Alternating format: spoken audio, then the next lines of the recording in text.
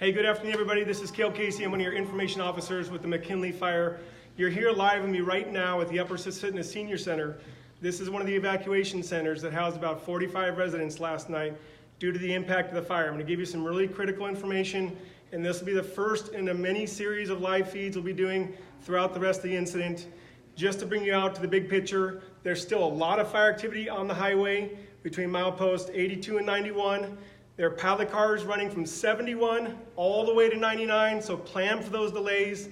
There's no knowing how long your particular delay is going to bring, so top off your gas tank at the gas station down in Willow or the one up in Trapper Creek as you approach the traffic area. I personally got stopped at mile 109 for about 45 minutes coming down from Fairbanks. So plan on those kind of delays. They're going to be here all throughout the night and for the next couple days. Just real quick, there's a lot of active firefighting still going on the highway. It's heavily impacted structures. We're reporting about 50 lost. That won't be confirmed until tomorrow. We're going to have the Matsu Borough Emergency Management folks who do structure assessment get into the fire area tomorrow. Right now, actively, there are helicopters and air tankers working to cool off around the houses that we can still protect. And we have hotshot smoke jumpers, engine crews, folks from J-Bear have come up, Anchorage Fire Department, and all the other emergency responders from the borough and the different fire departments here. Right behind the camera, Eric Chappell, he's the fire chief for Talkeetna. He's running it right now. I've got Jim Banks off to my side. He's going to come in. Jim's doing the Red Cross shelter. Come on in, Jim. Let folks know what they can expect if they need to shelter here. Okay. When you come to the Red Cross shelter, we'll have cots, a blanket, and a pillow for you. We do feeding, and if you have animals, they'll have to stay outside. And the animal control has brought food for them. We have some of that. Okay, great.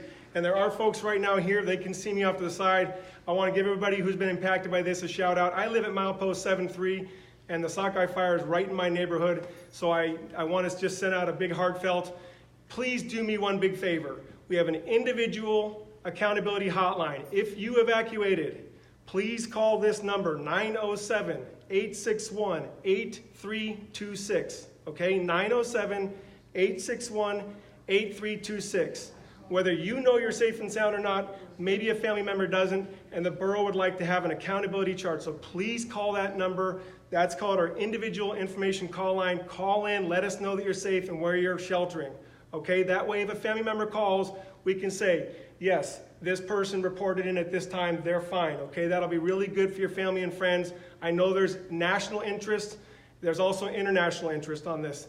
Alaska is a special place to a lot of people, and as you know, this neighborhood has been impacted before with the Sockeye, so there's a lot of anxiety around the area about what happened here and how it happened. The strong winds last night really pushed that fire. It's amazing. If you haven't fought fire, when you get into a situation like that, it's an incredibly difficult event to manage. Fire starts bouncing through the black spruce, ripping them up and throwing sparks everywhere. And that's what was going on last night. That's what impacted our highway. That's why we have the long closures. It's very hot and dry, so please be careful. Wherever you are in the state of Alaska right now, please be careful with fire. We're still hot and dry.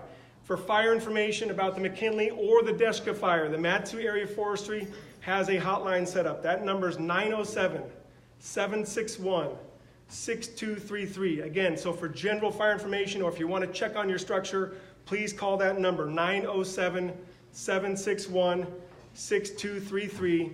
The Alaska Interagency Incident Management Team, which I'm a member of, Norm McDonald, Incident Commander, a Type 2 team, is taking over the fire in just a matter of hours now from the local Type 3 organization.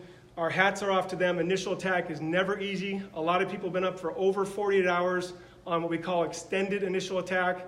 So our hats are off to them. They've done all that they can. And I know that we've had some losses, but when you have wind like this, again, I can tell you from personal experience, it's a very, very dangerous situation. No structure is worth the life of a firefighter or a member of the public. So just remember that.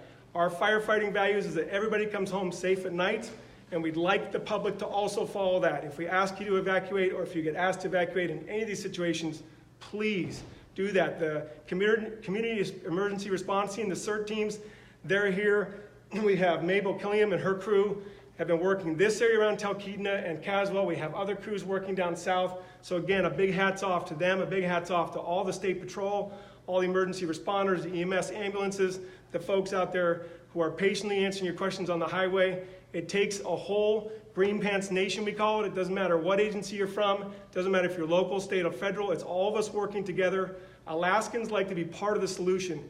That's one of the great things about living here. The way you can be part of the solution is, please, when you're following the pilot cars, stay in line. Don't pull out and try to check on a friend's property. Please, just stay in line. Also, there will be no re-entry right now. There will be no re-entry for about 24 hours. That's a firm answer from the fire managers. It's too hot in there. It's too dangerous. So we ask for your patience. That's how you can be part of the solution. And then again, if you're an individual, please call that individual line I gave you, 907-861-8326. That's where you report that you're safe. If you have a friend that you know is safe, that you think is shy, maybe hasn't called in, just go ahead and call in for them. It really helps out when family calls us.